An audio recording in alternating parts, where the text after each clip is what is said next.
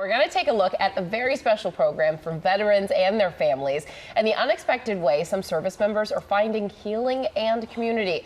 Bob Woodruff is standing by, but first let's take a closer look at the story. Yeah, I was being gentle. All of these drivers here are veterans and families, 50 teams from all 50 states. Cheer, we'll see who can be the loudest. So we're gonna start off with the Army.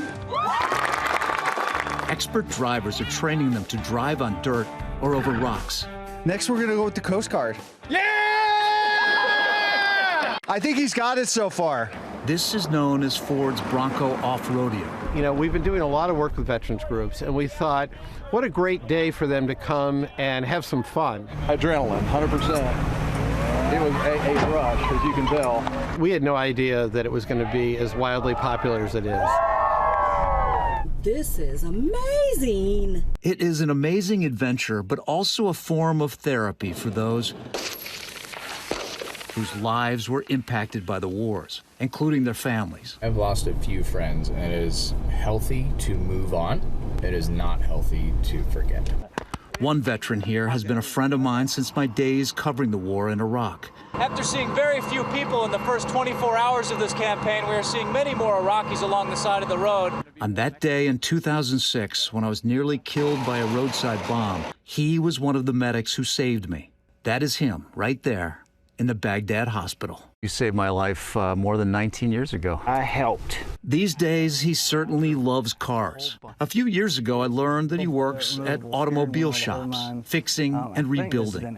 Bob, would you like to know the history of the Bronco? He knows every fact about cars. Just ask him. The vehicle was released in 1964. He won't stop talking. It was on a 92-inch wheelbase chassis. Then you go into the second generation of Broncos, and that was Ford's attempt to compete with the Scout.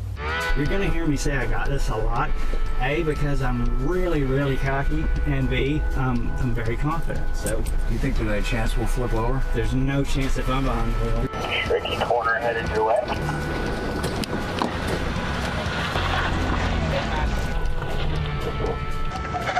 Are we gonna flip over backwards?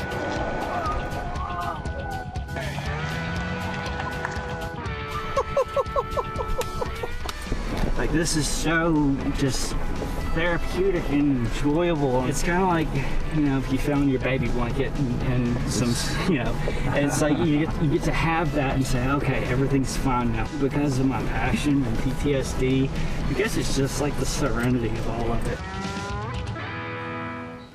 Amazing to hear him say that that is the serenity of all of it. Bob is here with us now. Bob, what a great story, but this is also really personal for you. Tell us why. It's personal. You can see it was a lot of fun, Yeah. that's for sure. You know, Dave Williamson has been a friend of mine for a long time. He's the one that helped to save me over there in Baghdad when I was badly hit. Yeah. About 10 years later, we connected together again, and he had kind of launched into or fallen into an addiction to some drugs, so he had a lot of fighting to get through that, and since then he's become completely clean. He's got an amazing family. He's one of his kids is like a superstar baseball players in the Little League, so he's an incredibly happy guy now, and as you can see, he knows what he knows about cars. Let's put it like that one. He has forever, but Is he still talking right now?